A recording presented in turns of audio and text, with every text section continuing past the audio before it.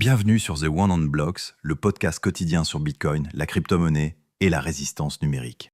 Le jour où Bitcoin a tout changé. Il n'y a pas eu de détonation, pas de feu d'artifice. Juste ce chiffre, cette ligne. Ce sommet que tous guettaient depuis des années comme on guette l'horizon. Le vendredi 11 juillet 2025 au matin, un Bitcoin s'est changé contre plus de 100 000 euros. Il s'y maintient désormais autour de 100 535 euros. Quelques heures plus tôt, il avait déjà atteint 118 388 $, marquant un nouvel ATH absolu en valeur USD.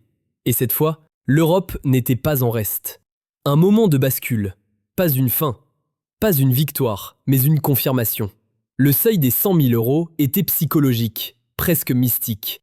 Une sorte de Graal. Il n'est pas resté longtemps en dessous. Il a été touché, franchi, confirmé. Et cela suffit à imprimer une trace. Car plus que le prix, c'est le symbole qui frappe. La monnaie que l'on disait morte, inutile, dépassée, s'échange désormais contre 6 chiffres. Que ce soit en dollars ou en euros. Le 10 juillet déjà, les signes étaient là. En l'espace de 24 heures, Bitcoin a franchi une série de paliers à une vitesse vertigineuse. 113 000 USD, puis 116 000, et jusqu'à 118 388 USD selon plusieurs plateformes. Du jamais vu. Les États-Unis ont été les premiers témoins de cette ascension fulgurante, portée par une vague institutionnelle massive. Les ETF américains atteignent des volumes records. BlackRock, Fidelity, Van Eck, tous sont dans la course. L'argent afflue. La demande est historique. L'acceptation est totale. Dans le sillage de la réélection de Trump, les signaux pro-Bitcoin se multiplient. Réforme de la SEC, création de réserves stratégiques en BTC, exonération fiscale. Le narratif se transforme. Bitcoin passe de l'ombre à la lumière politique. Et l'Europe, elle observe et constate. Grâce à un taux de change favorable, Bitcoin franchit le seuil des 100 000 euros sur plusieurs marchés européens. La symbolique est immense.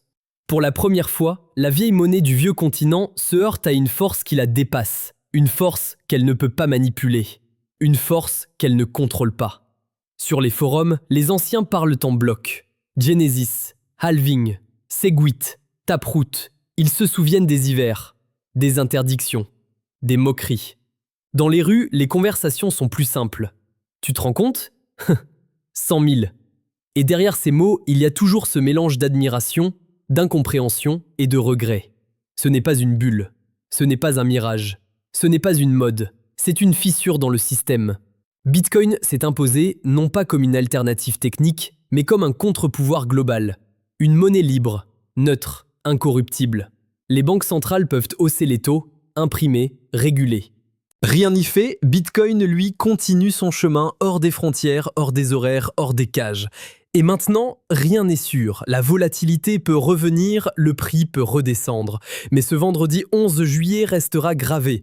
Pour la première fois, Bitcoin a franchi la barre des 100 000 euros et pour la première fois, il a atteint 118 000 $. Ce n'est pas un sommet, c'est un signal. Celui que l'ancien monde tremble, celui qu'un autre monde est déjà là. 100 000 euros, 118 000 $, un code, un bloc, une époque. Likez la vidéo et abonnez-vous pour ne rien rater. Merci pour votre écoute. Retrouvez tous nos articles et notre livre sur thecendreblocks.com. À demain pour un nouvel épisode.